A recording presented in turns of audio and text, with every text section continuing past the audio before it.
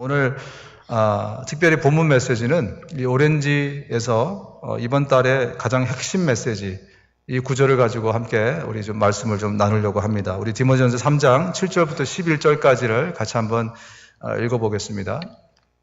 자, 디모데전서 3장 7절부터 11절까지 제가 한 절, 여러분 한 절 읽도록 하겠습니다. 7절부터 11절. 자, 우리 함께 합독하겠습니다. 시작. 저속하고 헛된 꾸며낸 이야기들을 물리치십시오. 경건함에 이르도록 몸을 훈련하십시오. 몸의 훈련은 약간의 유익이 있으나 경건 훈련은 모든 면에 유익하니 이 세상과 장차올 세상의 생명을 약속해 줍니다. 이 말은 참말이요 모든 사람이 받아들일 만한 말입니다. 우리가 모든 사람, 특히 믿는 사람의 구주이신 살아계신 하나님께 소망을 두므로 우리는 수고하며 애를 쓰고 있습니다. 그대는 이것들을 명령하고 가르치십시오. 아무도 그대가 젊다고 해서 그대를 업신여기지 못하게 하십시오. 도리어 그대는 말과 행실과 사랑과 믿음과 순결에 있어서 믿는 이들의 본이 되십시오. 내가 갈 때까지 성경을 읽는 일과 권면하는 일과 가르치는 일에 전념하십시오. 아멘. 13절까지 함께 우리가 읽었습니다.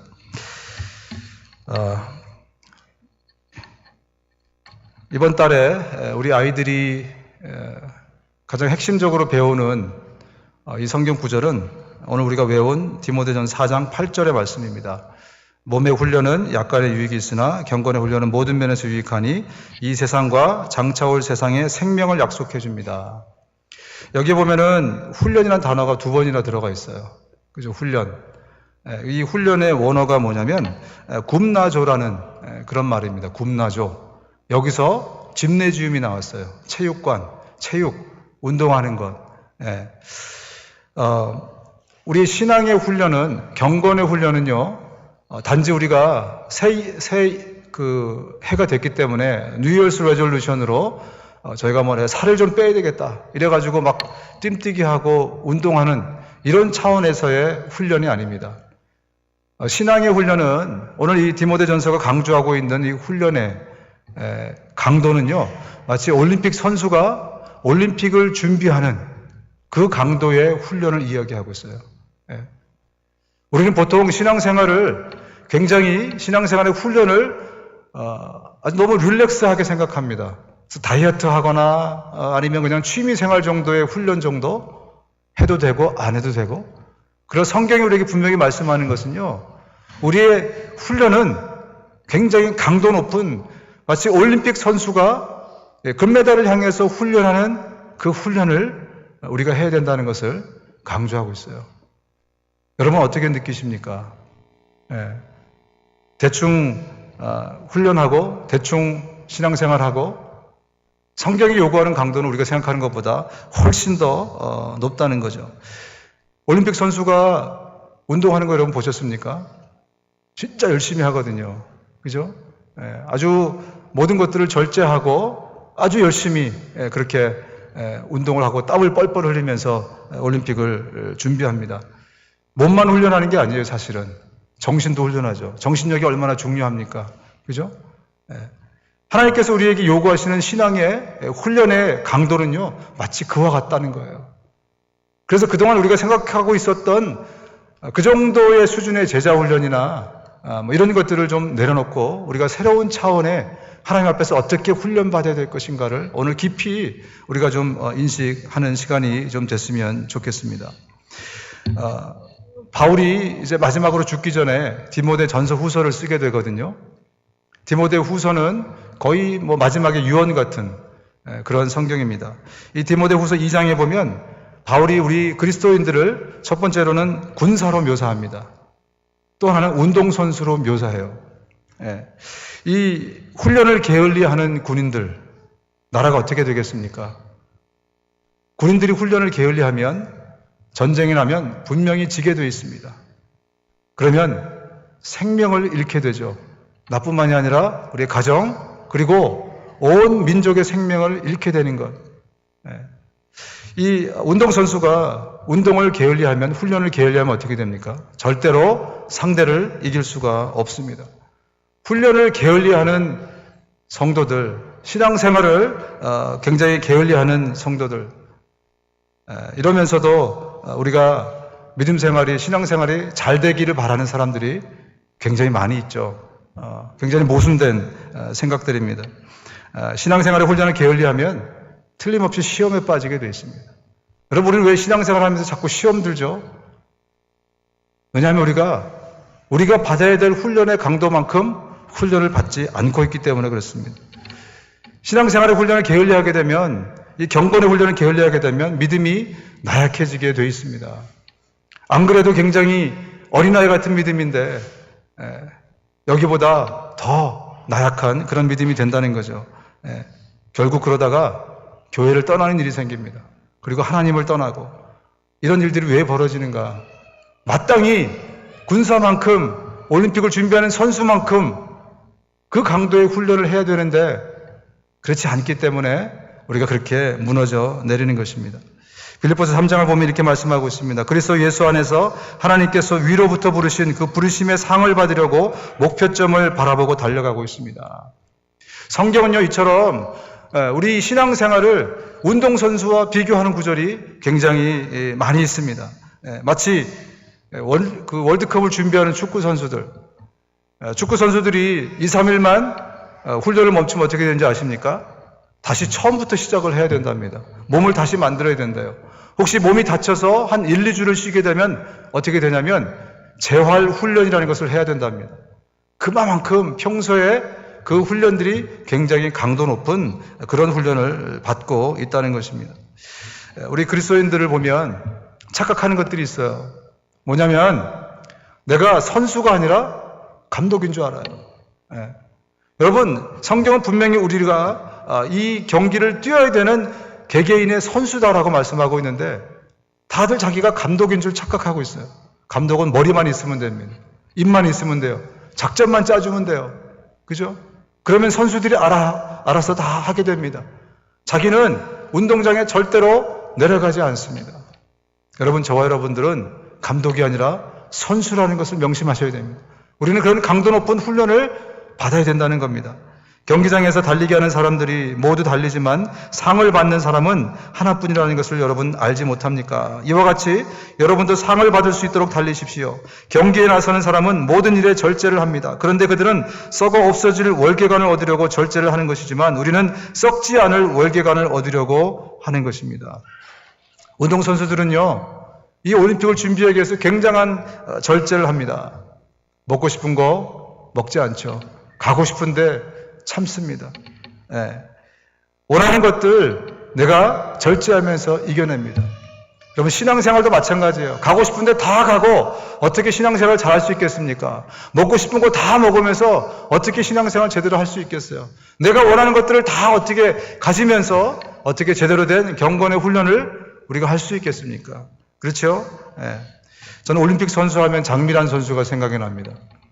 우리 장미란 선수는 또 믿음이 좋은 것으로도 이렇게 잘 알려져 있죠. 장미란 선수는요, 일반 선수와 다른 그런 장미란식의 절제, 이거를 아주 오랫동안 참으면서 금메달을 향해서 갔더라고요. 꽃다운 나이, 20몇 살 정도 되는 우리 자매들 보면 가장 인생에서 아름다움을 이렇게 표출하는 그런 나이입니다. 그렇죠? 그 꽃다운 나이에 장미란 선수는 올림픽을 준비하기 위해서 무지하게 먹었답니다. 이 체급을 맞추기 위해서 보통 여자들이 다이어트를 해야 되는데 살이 빠지면 이 스태프들한테 너무 미안한 거예요. 그래서 더 먹고, 그리고 밤에 자기 전에는 감독님이 특별히 챙겨주는 간식을 또 먹고 이렇게 먹으면서 몸을 불려서 그런 장미란식의 절제를 통해서 나중에 금메달을 목에 걸게 됩니다. 여러분, 경건의 훈련이라는 것은요, 신앙의 훈련이라는 것은 이렇게 우리의 희생이 요구되는 것입니다. 우리의 결단이 요구되는 거예요. 그래야만 우리가 원하는 그 금메달을 목에 걸 수 있게 되는 것입니다.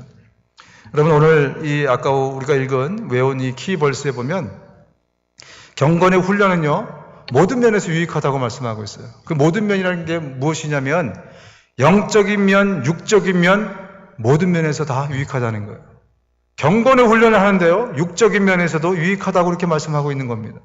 그리고 또 뭘 강조하고 있냐면 이 경건의 훈련은 지금 금생뿐만이 아니라 내세에서도 유익하다. 예. 우리가 지금 살고 있는 이 현재에도 굉장히 유익할 뿐만 아니라 우리가 죽어서까지 이것은 굉장히 약속이 있는 그것이 바로 경건의 훈련이다. 이렇게 말씀하고 있습니다. 여러분, 저는 오늘 여러분들에게 아주 두 가지 아주 기초적인 훈련을 좀 나누고자 합니다. 우리가 이 훈련을 제대로 정말 피나는 훈련, 커미먼트를 만들어내지 않으면 우리의 신앙은 절대로 잘하지 않습니다. 신앙생활 30년, 40년 해도 맨날 잘하지 않는 피터팬처럼 맨날 그렇게 남아있는 사람들 굉장히 많이 보지 않습니까? 나이는 먹고 또 연수는 오래되니까 권사님, 장로님 이런 직분을 줍니다. 여러분들도 곧 있으면 권사님, 장로님 소리를 들을 거예요. 근데 인사이드를 뜯어보면 정말 잘하지 않은 영원한 피터팬, 믿음의 피터팬들이 굉장히 많이 있는 것을 우리가 발견하게 됩니다. 오늘 제가 제시하는 이 두 가지 훈련은요, 우리가 젊을 때부터 아주 열심히 이것에 대한 커미먼트를 만들고 훈련하고 연습하고 단련해야 우리의 신앙생활이 더 풍성하게 되고 잘할 수 있는 그런 훈련입니다. 첫 번째가 뭐냐면요, 성경을 읽고 공부하는 훈련입니다. 성경 읽는 것이 왜 이렇게 힘든지 모르겠어요, 여러분. 오늘날 이 시대의 그리스도인들에게 성경 읽는 것이 왜 이렇게 힘든 일이 되어버렸는가? 여러분, 성경을 잘 읽고 계십니까? 예. 성경에 나오는 인물들을 여러분 보시면 우리가 쉽게 발견할 수 있는 게 뭐냐면 이 사람들은 성경 읽는 것보다 기도하는 것들을 더 많이 했어요. 왠 줄 아십니까? 성경이 없어서 그랬어요. 당시에는 성경이 완성되지 않았기 때문에 성경에 나오는 모든 인물들은요, 인쇄술도 발달되지 않았기 때문에 성경 읽는 것보다 기도하는 것에 훨씬 더 많이 집중하는 것을 볼 수 있습니다. 왜냐하면 성경이 없었고 인쇄술이 발달되지 않았었기 때문에. 예. 그렇다고 해서 성경 읽기가 중요하지 않은 것이 아닙니다. 성경 읽기는 너무너무나 중요한 것입니다. 예. 여러분, 이 시대를 은혜의 시대라고 부릅니다. 성령께서 우리 가운데 오셨지만 또 한 가지 우리가 왜 이 시대를 은혜의 시대라고 하는가? 성경이 우리 손에 쥐어졌기 때문에 그래요. 여러분, 사도행전의 역사를 보시면 굉장히 많은 이적과 기사와 은사들이 막 나타납니다. 그런데 그것에 비해서 오늘날은 굉장히 많이 줄어들었어요. 특별히 프로페시 하는 거, 예언하고 막 이런 것들, 그죠? 왜 그런지 아십니까? 우리에게 성경이 주어졌기 때문에 그래요. 예전에 하나님께서 모든 것을 성경으로 우리에게 말씀하시고 지시하시고, 성경이 우리의 믿음의 기본이자 완성이고 과정이고 모든 것이 성경인데, 우리 그리스도인들이 실수하고 있는 게 뭔지 아십니까? 이 중요성을 너무너무나 간과하고 있다는 것입니다. 여러분, 성경을 읽으셔야 됩니다. 사람들이 성경을 수면제로 사용해요. 혹시 여러분 가운데 그런 미련한 분이 계십니까? 잠이 안 올 때 성경을 읽어서 잠자는 수면제로 성경을 사용하는 분들 회개하시기 바랍니다, 여러분. 좀 더 나은 사람들은 무슨 경건서적처럼 이렇게 무슨 경전으로 쓰는 사람들이 있습니다.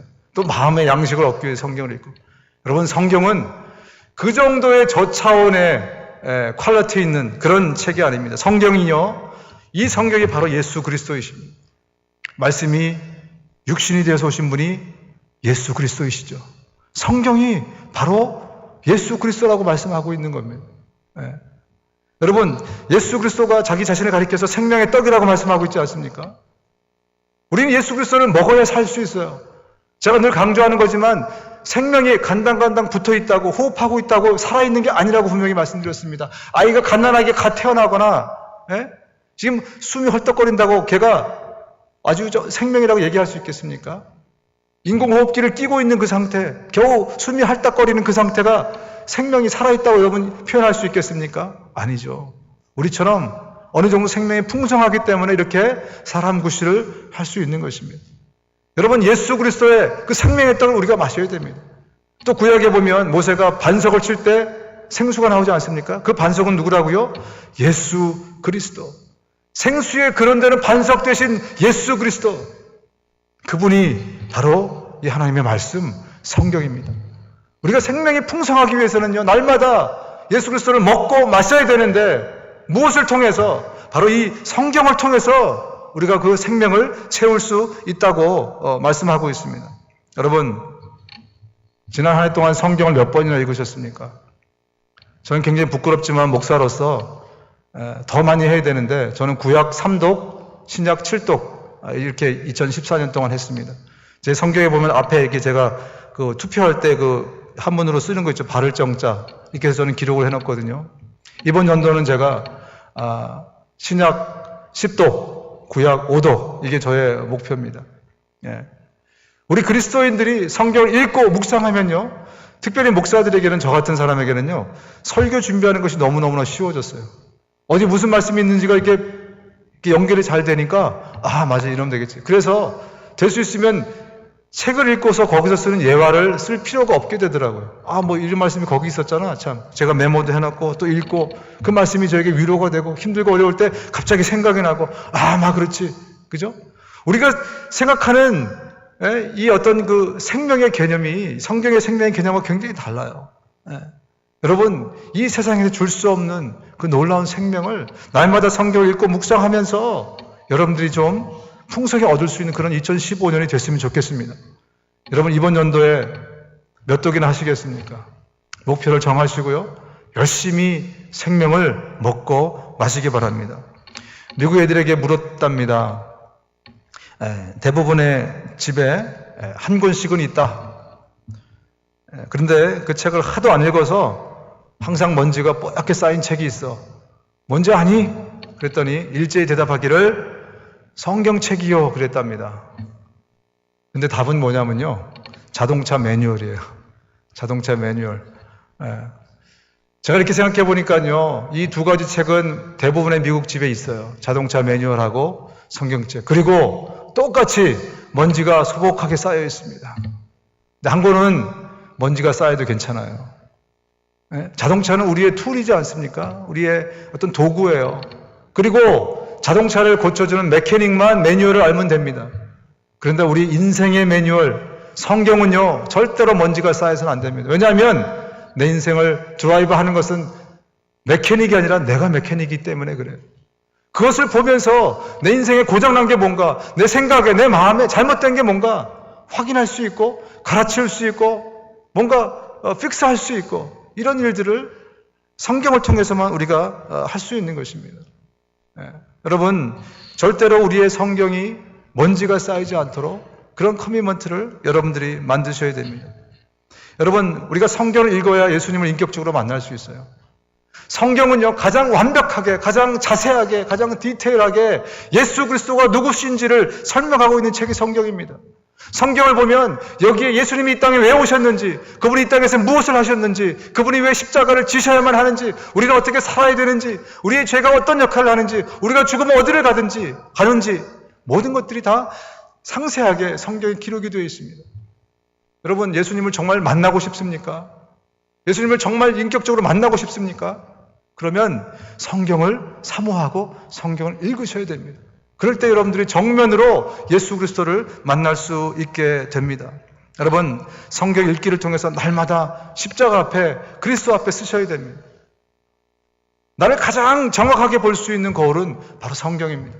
우리가 하나님의 말씀을 읽을 때 내 안에 흉측하고 더럽고 어둡고 내 아내도 내 남편도 모르는 이 어마어마한 죄덩어리들이 성경을 읽을 때 그 거울 앞에서 낱낱이 밝혀지게 돼요. 겉보기에는 굉장히 번지르르하고 멋있어 보이지만 이 안에 얼마나 추악한 것들이 가운데 많이 있습니까? 성경을 읽을 때 이것이 발견이 되고 이것을 회개하게 되고 그리고 우리가 주님 앞에서 겸손한 삶을 살 수 있게 됩니다. 무엇이 바른 길인지를 성경은 항상 제시하고 있습니다. 우리가 성경을 읽을 때에만 그 길을 우리가 쫓아서 걸어갈 수 있게 됩니다. 여러분, 이 중세시대 가장 기독교가 타락하고 어두운 시대 중에 한 시대가 중세시대입니다. 이 중세시대는요, 설교 하나로 만족했던 시대예요. 오늘날도 많은 그리스도인들이 착각하는 게 뭐냐면 주일날 와서 설교 한번 집중해서 잘 들으면 그러면 more than enough 이렇게 생각하는 사람들이 굉장히 많이 있어요. 여러분, 바로 그랬기 때문에 중세시대가 엄청나게 어두웠고 타락했던 시대입니다. 평신도들이 성경을 읽지 않았어요. 아니, 읽지 못했죠. 성경이 없었기 때문에. 라틴어로만 번역이 되어 있어서 일반 교육 수준으로는 그 성경을 읽을 수가 없었기 때문에 사람들이 성경을 읽지 못하고 설교 하나로 의존했을 때 그때 어떤 일이 벌어졌습니까? 시대가 어두워지고 엄청난 타락이 중세 가운데 생겨난 것입니다. 모든 성경은 하나님의 영감으로 된 것으로 교훈과 책망과 바르게 함과 의로 교육하기 유익합니다. 성경은 하나님의 사람을 유능하게 하고 그에게 온갖 선한 일을 할 수 있게 하는 것입니다. 성경이 뭐라고 말씀하고 있습니까? 하나님의 사람을 유능하게 한다는 거죠. 저와 여러분들의 성경에 유능해질 때 우리의 삶이 유능해진다는 사실을 기억하시기 바랍니다. 우리가 성경에 능통해질 때 우리의 삶에서도 실력이 생긴다는 것을 여러분 기억하시기 바랍니다. 우리 자녀들을 우리가 가장 중점적으로 가르칠 것은 바로 세상 교육이 아니라 하나님의 말씀이라는 것을 여러분 기억하시기 바랍니다. 하나님의 모든 지혜와 지식의 보화가 바로 이 성경에 다 있다는 것을 여러분 기억하시면서 이것을 가장 큰 교육의 무기로 쓸 수 있는 우리 모두가 될 수 있기를 주님의 여러분 축원합니다. 그럼 또 한 가지, 성경을 읽고 공부해야 될 뿐만 아니라 여러분 성경대로 순종하면서 예수님을 따라 사는 훈련을 해야 됩니다. 따라합시다. 예수님을 따라 사는 훈련을 해야 된다. 여러분 이 음악, 이 콩나물 대가리가 그려져 있는 악보집, 이것도 책으로 만들어졌잖아요, 그죠? 근데 이게 앙상블을 만들어내지 못하거나 음악을 만들어내지 못하면 이것은 아무 의미 없는 책입니다. 그렇죠? 연극 대본, 드라마, 어떤 스크립트 똑같이 책으로 돼 있더라고요. 근데 보면 어떻습니까? 이 책은 행동 언어예요. 행동 언어. 이게 말과 행동의 묘사가 되어 있는데 이거를 그대로 적용하지 않으면 연극 대본으로서 아무런 의미가 없어요. 성경이 그와 같은 것입니다. 성경은 살라고 주어진 책이에요. 특별히 예수님이 어떻게 살았는가, 그것을 우리가 보고 그대로 순종하며 살라고 주어진 책이 성경입니다. 근데 많은 사람들이 성경을 어떻게 생각합니까? 그냥 위대한 좋은 말씀이 있는 마음의 양식과 경전 정도로만 취급하고 있습니다. 여러분 성경대로 살지 않으면, 성경에 지식이 있거나 성경을 많이 알고 있거나 많이 읽어도 살아내지 않으면 아무 소용이 없는, 그것이 성경이라는 것을 기억하시기 바랍니다. 인자가 자기 아버지의 영광의 사에서 자기 천사들을 거느리고 올 터인데 그때 그는 각 사람에게 그 행실대로 갚아줄 것이다. 성경에 보면은요, 굉장히 우리의 어떻게 사느냐에 굉장히 관심이 많이 있습니다. 하나님이 결국 우리에게 크레딧을 주는 것은 어떻게 생각했고 어떻게 감동받았고 어떻게 마음먹었고가 아니에요.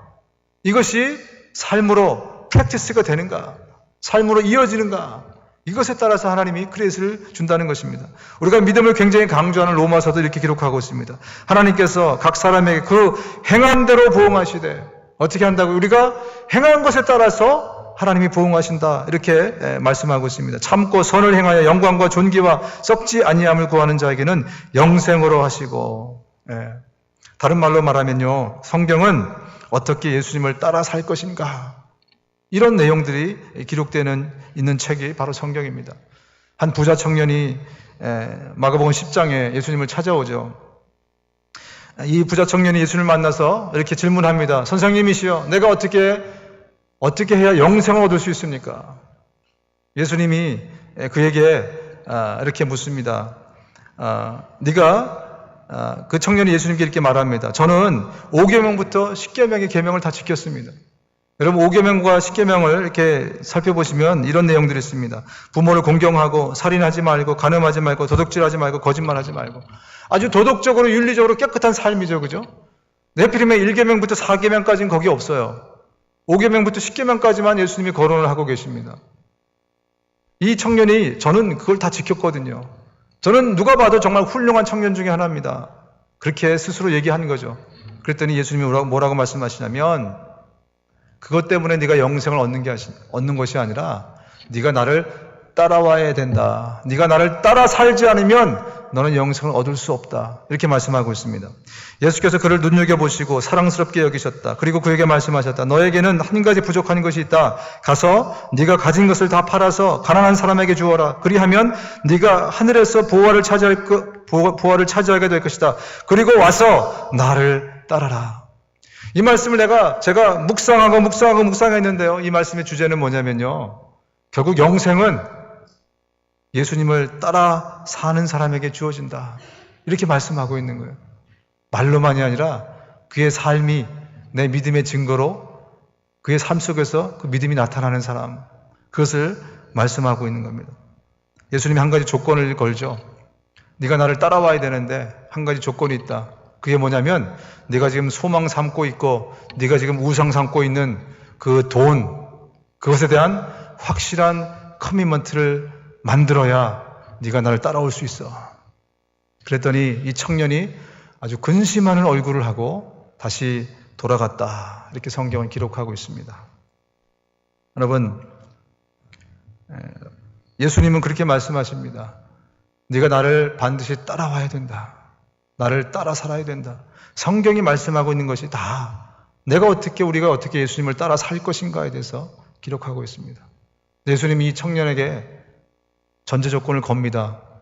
돈에 대한 확실한 커미먼트를 하지 않으면, 네가 우상 삼고 소망 삼고 있는 그것에 대해서 확실히 내려놓지 않으면 너는 절대로 나를 따라 사는 삶을 살 수가 없다. 이렇게 말씀하고 있습니다.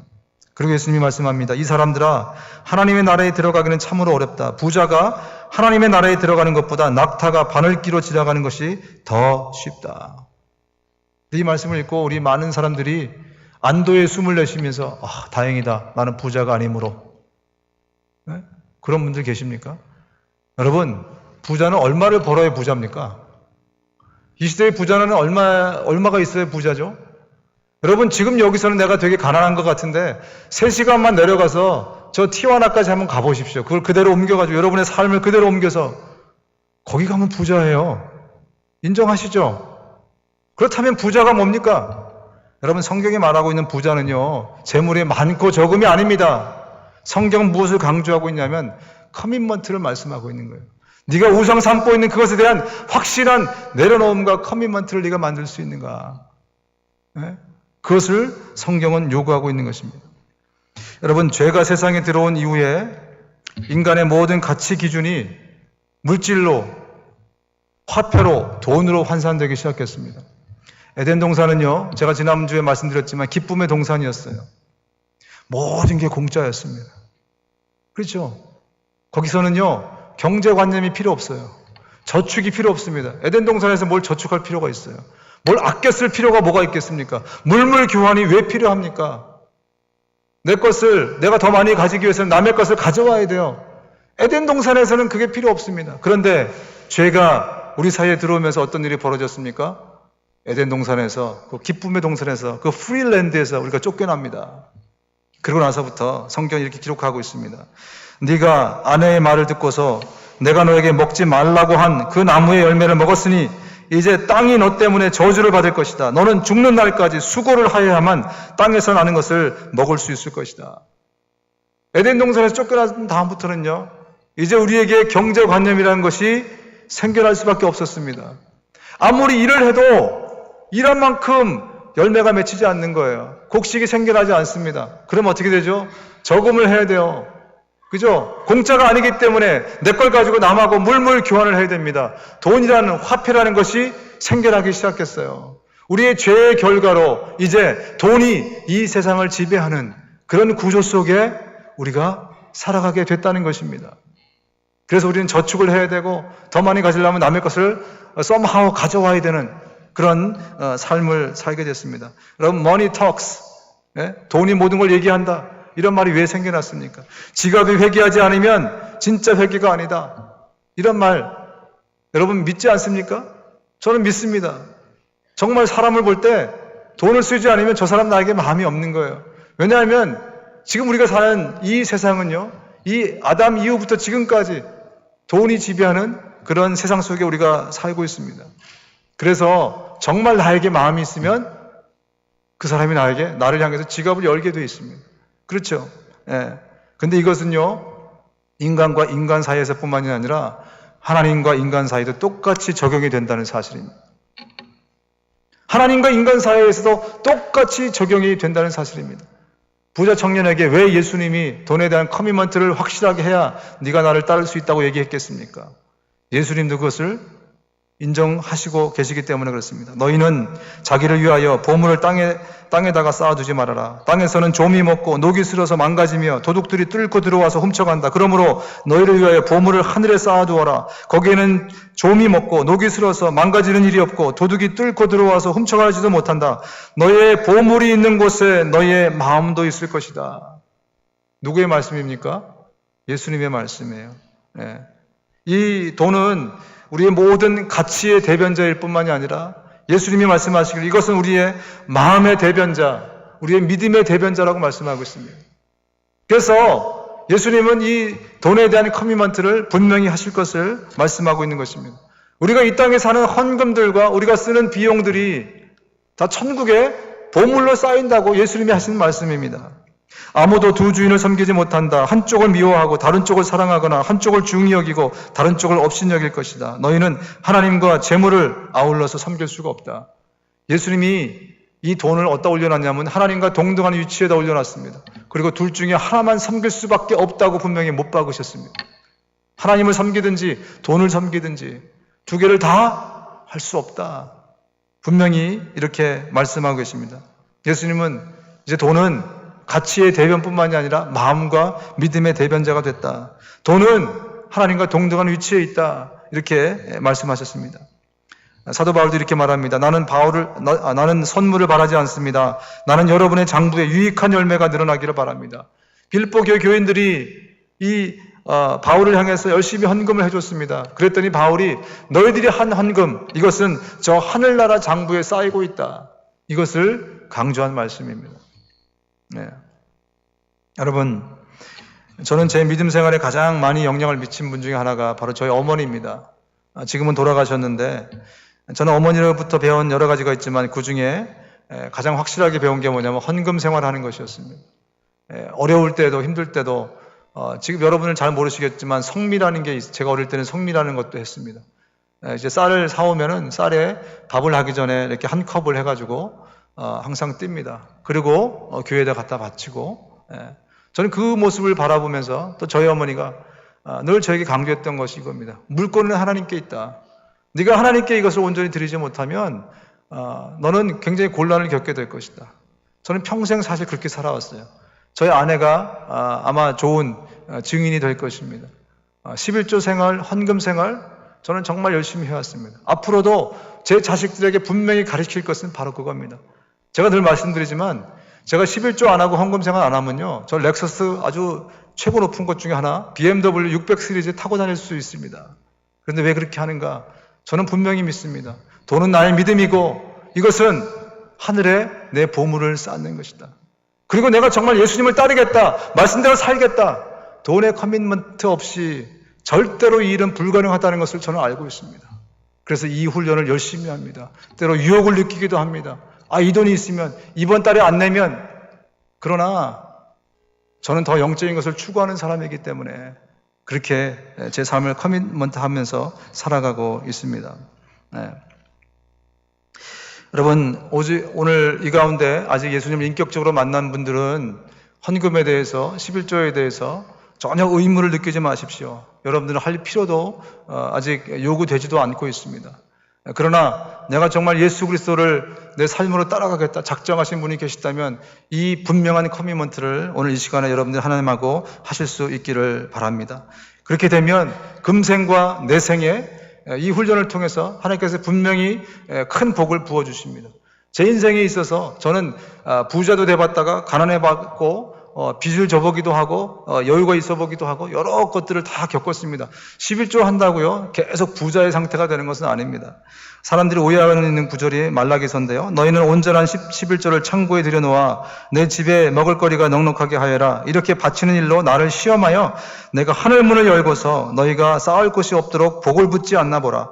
나 만군의 주의 말이다. 나는 너희 땅의 소선물을 해로운 벌레가 먹어 없애지 못하게 하며 너희 포도밭에 열매가 채 익기 전에 떨어지지 않게 하겠다. 나 만군의 주가 말한다. 너희 땅이 이처럼 비옥하여짐으로 모든 민족이 너를 복되다고 할 것이다. 나 만군의 주가 말한다.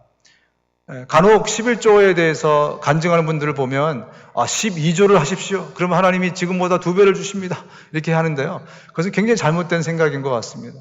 11조 한다고 여러분들이 부자 되는 것은 저는 아니라고 생각합니다. 저는 11조를 정말 성실히 했지만 저는 지금 부자로 살지 않습니다. 그러나 제가 분명히 말씀드리고 싶은 것은 저는 그 누구보다도 풍성한 영적인 재산과 영적인 자산과 영적인 풍요함을 늘 누리고 살아갑니다. 무슨 말씀인지 알겠죠? 우리가 이것을 육신적인 풍성함으로 해석하니까 11조로 하면은 부자 되니까 여러분 11조 하십시오. 이렇게 하는데요. 여러분 꼭 그렇지만도 않습니다. 하나님이 저를 시험하실 때 틀림없이 물질을 가지고 시험하시더라고요. 고난을 겪게 하고 돈 떨어져 보십시오. 여러분 얼마나 마음이 가난해집니까? 그죠? 하나님을 더 찾을 수밖에 없고, 여기서 말씀하고 있는 복을 붙지 아니하나 보라, 이 복은 단지 물질의 복을 이야기하는 것이 아닙니다. 물질의 복도 폴션으로 포함되지만 물질의 복이 도저히 이해도 감당도 못해내는 그런 풍성한 영적인 복을 말씀하고 있는 겁니다. 따라서 저와 여러분들이 정말 예수님을 따라가는 삶을 살고 싶다면, 진짜 이 말씀대로 살고 싶다면 이 큰 등선을 여러분들이 넘어가셔야 됩니다. 여러분, 이 커미먼트 없이는 절대로 믿음이 성장할 수 없습니다. 이 돈에 대한 커미먼트 없이는 절대로 하나님만 주인으로 섬길 수가 없습니다. 절대로 천국의 보물을 쌓을 수가 없습니다. 그리고 무엇보다도 더 큰 물질의 청지기가 될 수 없습니다. 하나님께서 인정하실 수 있는 여러분들의 커미먼트를 하나님이 보여주셔야 하나님이 더 큰 물질을 부으셔서 여러분의 물질의 통로가 되고, 그래서 그걸 통해서도 역사할 수 있게 됩니다. 근데 많은 경우에 우리가 바로 여기에서 무너집니다. 특별히 여러분 젊을 때 10원, 20원 벌 때 여러분 11조 헌금 생활 못하면요, 여러분 10,000원, 100만원, 1,000만원, 1억 넘어갈 때 절대로 그것에 대해 커미먼트 할 수 없습니다. 지금 우리가 몇백 불, 몇천 불 벌 때, 이때 우리가 확실하게 이 훈련을 올림픽 선수들처럼, 군인들처럼 열심히 경건의 훈련을 해서 저와 여러분들이 모든 면에서 정말 풍성하고, 오히려 나만 살기 급급한 그런 삶이 아니라 나를 통해서 수많은 영혼들이 함께 그 풍성함을 맛볼 수 있는 그런 삶이 될 수 있기를 주님의 이름으로 축원합니다. 함께 기도하겠습니다. 오늘 우리 아이들이 같이 이번 달 동안 배우고 있는 커미먼트에 대해서 우리가 함께 나눴습니다. 저는 여러분들에게 두 가지를 강조했습니다. 첫 번째로는 성경을 읽고 공부하는 것입니다. 생명의 이 보고가 되는 성경 말씀. 또 한 가지, 이 성경은 단지 읽는 것이 아니라 따라 살아야 되는 책입니다. 예수님이 전제 조건을 하나 걸으셨습니다. 그게 뭐냐면 바로 분명한 물질에 대한 커미먼트가 있어야 된다고 말씀하고 있습니다. 이 고비를, 이 등선을 넘지 못하면 우리는 계속해서 제자리 걸음을 할 수밖에 없게 됩니다. 저와 여러분은 오늘 이 말씀을, 하나님께서 주신 이 말씀을 생각하면서 회개할 사람들은 회개하고 결단할 사람들은 결단하면서, 하나님 저에게 말씀해 주셨는데 제가 분명한 커미먼트를 만들기 원합니다. 내가 정말 세상을 흐지부지하게 살지 않도록 도와주시고, 정말 이 경건의 훈련을 통해서 그리스도의 군사로, 하나님의 일꾼으로 제대로 나와 내 가정에 설 수 있도록 하나님 은혜를 달라고, 이렇게 함께 통성으로 다 같이 기도하겠습니다.